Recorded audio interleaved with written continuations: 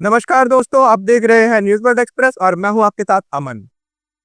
क्या सच में ट्रंप ने इजराइल और ईरान का युद्ध रुकवाया है? क्या ट्रंप की हो रही नेतन्याहू के साथ व्हाइट हाउस मीटिंग सिर्फ उनके राष्ट्रपति बनने का एक नया रास्ता है? क्या G7 ने सच में ट्रंप को अंतर्राष्ट्रीय नेता बनने की मान्यता दे दी है? आइए बात करते हैं इन विषयों पर, क्योंकि आज की कहानी सिर्फ युद्ध विराम की नहीं, आज की कहानी है रणनीति पर, राजनीति पर और शक्ति की वापसी पर। 7 जुलाई को डोनाल्ड ट्रंप व्हाइट हाउस में इजराइल के प्रधानमंत्री बेंजामिन नेतन्याहू से मिलने वाले हैं। ये कोई औपचारिक मीटिंग नहीं है, बल्कि एक राजनीतिक दांव है। क्या चर्चा होगी इस मीटिंग पर, इस पर बात करते हैं। पहला, गाजा में युद्ध विराम की योजना। ट्रंप चाहते हैं कि गाजा में अस्थायी सीजफायर हो ताकि मानवीय राहत बनी रहे, और अमेरिका इसके लिए मध्यस्थ बनना चाहता है। दूसरा, बंधकों की रिहाई पर डील। अब भी कई इजरायली नागरिक और सैनिक गाजा में बंद है।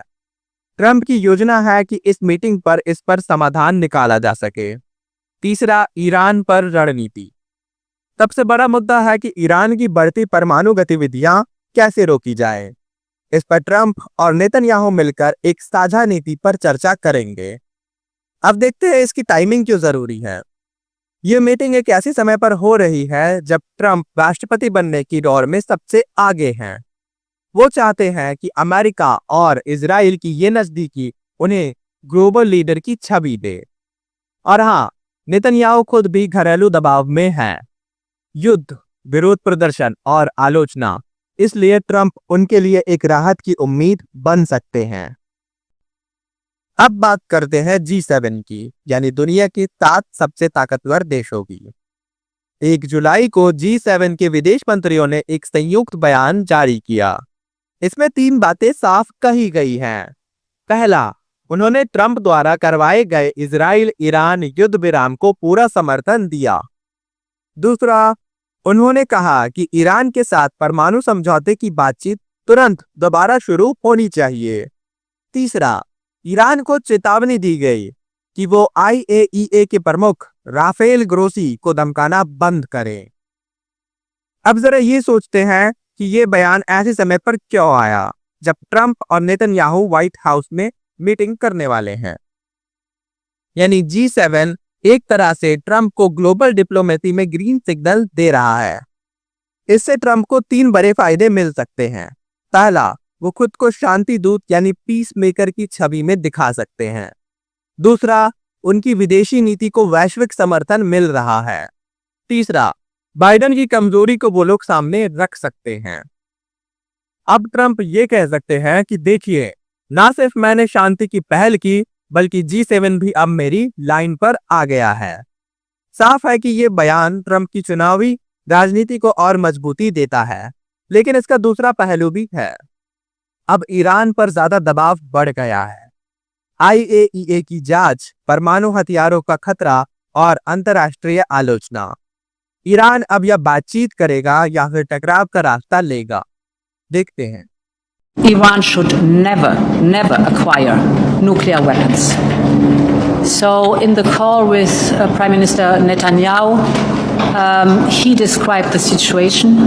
We were both, of course, aligned in the fact that Iran should not have nuclear weapons without any question.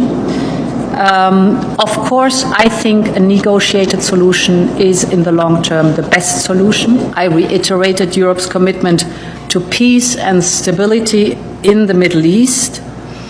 In this context, Israel has the right to defend itself. Iran is the principal source of regional instability, and we've always been very clear. Iran can never have a nuclear weapon. अब बात करते हैं इस कहानी के तीसरे और आखिरी पहलू की, यानी ईरान की। ईरान इस समय बहुत गहरे दबाव में है। एक तरफ IAEA यानी इंटरनेशनल एटॉमिक एनर्जी एजेंसी लगातार कह रही है कि ईरान का परमाणु कार्यक्रम बहुत तेजी से आगे बढ़ रहा है। 60% तक यूरेनियम एनरिचमेंट यानी बम बनाने की ओर सीधा इशारा किया गया है। दूसरी तरफ ईरान की कुछ ताकतों पर आरोप है कि उन्होंने IAEA के डायरेक्टर राफेल ग्रोसी को धमकी दी है। अब G7 और अमेरिका दोनों इस बात पर नाराज है। इसका मतलब साफ है, अब ईरान को लेकर वैश्विक चिंता बढ़ती जा रही है। लेकिन ईरान भी चुप नहीं बैठा। आइए देखते हैं उसने क्या कहा। ईरान ने कहा अमेरिका और पश्चिमी देश दोगला रवैया अपना रहे हैं। उन्होंने ये भी चेतावनी दी कि अगर ज्यादा दबाव डाला गया तो वो IAEA का पूरा सहयोग बंद कर देंगे और शायद परमाणु डील से भी बाहर आ जाएंगे। अब ये एक बड़ा सवाल उठता है कि क्या ईरान डर रहा है या वो उल्टा दबाव बनाने की कोशिश कर रहा है। जानकारों का कहना है कि ईरान अभी भी खुलकर टकराना नहीं चाहता है, लेकिन वो ये भी नहीं चाहता है कि ईरान पर दुनिया दबाव डाले, दुनिया उसके ऊपर हावी हो, और इसलिए अब रूस और चीन जैसे देशों के करीब जा रहा है ताकि अमेरिका और G7 का सामना किया जा सके। लेकिन अगर ट्रंप, नेतन्याहू और G7 मिलकर ईरान को चारों तरफ से घेर रहे हैं तो ये क्षेत्र एक बार फिर गंभीर संकट में जा सकता है। अब आगे बड़ा सवाल ये है कि ईरान बातचीत की टेबल पर लौटेगा या हालात और बिगड़ेंगे। अब इन तीनों कहानियों को एक साथ रखकर देखते हैं। पहला, ट्रंप का नेतन्याहू के साथ मिलकर ग्लोबल नेगोशिएटर बनना। दूसरा, G7 का ट्रंप को समर्थन देना। और तीसरा, ईरान इन सभी दबाव को समझ भी रहा है और जवाब भी दे रहा है। अब देखने वाली बात यह है कि क्या ये मीटिंग मिडिल ईस्ट में शांति लाती है या फिर ये सिर्फ एक चुनावी चाल बनकर रह जाती है।